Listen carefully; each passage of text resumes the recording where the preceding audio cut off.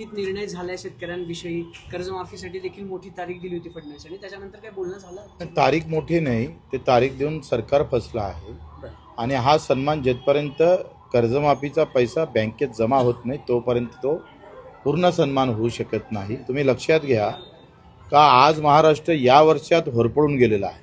अतिवृष्टी झाली, कमी भाव भेटले आणि जर त्याच दिवशी कर्जमाफी झाली असती तर 25-26चा खरा शेतकरी जो आहे, अडचणीत असतो शेतकरी, तो त्या कर्ज माफीमध्ये आला नसता। कारण आतापर्यंतचा रीतिरिवाज काय आहे, थकीत कर्ज माफ झालं, मग 25-26चा कर्ज शेतकरी जो कर्जदार शेतकरी आहे तो आला असता का? त्याच्यानं सगळ्या मीडियावर त्याच बोंब आहे, लांबची तारीख भेटली, पण त्या लांबच्या तारखेमध्ये सुद्धा आम्ही सोनं करणार आहोत। त्या तारखेचं सोनं करण्याचं काम बच्चू कडूचं आहे, आमच्या सगळ्या नेत्यांचं आहे आणि या तारखेचं सोनं करण्यासाठी आम्ही सरकारवर विश्वास ठेवतोय। सरकारनं जर विश्वासघात केला तर 1 जुलै 30 जून 2026 नंतर येणारी 1 जुलै आहे, महाराष्ट्रातल्या किमान 4 ठिकाणी रेल रोको होईल।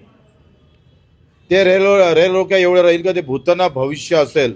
सरकारनं हे लक्षात घ्यावं। आम्ही तुमच्यावर विश्वास आहे, पण शेतकऱ्याचा विश्वासघात केला तर मात्र आम्ही कुठं थांबणार नाही। याच्यापेक्षा दुपटीने ते आंदोलन मोठं होईल, हे सुद्धा इशारा आम्ही सरकारला देतो। सर, पुण्यातला एक इश्यू आहे, पुण्यातली एक जागा जी महार वतनाला आधी दान केलेली होती, त्यानंतर पार्थ पवारांच्या कंपनीने ती जागा कुठलीही स्टॅम्प ड्युटी न भरता 300 कोटी रुपयाला विकत घेतल्याचं प्रकरण समोर आलेलं आहे। मुख्यमंत्री देखील यावर बोललेत। काय वाटतं तुम्हाला? स्वतः अजित पवारांचे पुत्र आहेत, ते त्यांच्या नावावर कंपनी आहे। खरं तर पवारकडून शेतकऱ्यांची पॉवर वाढायला पाहिजे, तर ते स्वतःचीच पॉवर वाढतात।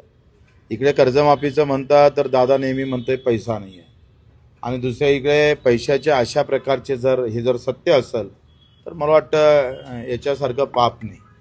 तुकारामाच्या पुण्यामध्ये, ज्ञानदेवाच्या पुण्यामध्ये एवढं मोठं पाप करू नये जे सरकारचं आहे, आणि तिथं इतका मोठा जर घोटाळा पवारांच्याच कुटुंबात होत असेल, म्हणजे अजितदादांच्या कुटुंबात, तर ते मला वाटतं त्यावर सखोल चौकशी, निपक्ष चौकशी झाली पाहिजे। अजित पवार पुण्याचे पालकमंत्री आहेत, हे पालकमंत्री असतानाच हे सगळं झालेलं आहे, आणि दुसरीकडे आज मुख्यमंत्री म्हणालेत की हे सगळं गंभीर आहे, चौकशी समिती सुद्धा नेमली आहे। गंभीर आहे म्हणतात मुख्यमंत्री, पण ते किती गंभीर आहे काय माहित नाही। ते मीडियावर गंभीर आहे का खरोखरच गंभीर आहे ते शोधणं फार कठीण आहे। देवेंद्रजी आहे ते उद्धव ठाकरे आज मराठवाड्याच्या दौऱ्यावर गेले, तिकडच्या शेतकऱ्यांशी संवाद साधतायत, त्या पद्धतीने मदतीची अपेक्षा, त्यांचं म्हणणं की तुम्ही मागणी पुढे करता ते पण खरं तर त्यांचं स्वागतच आहे।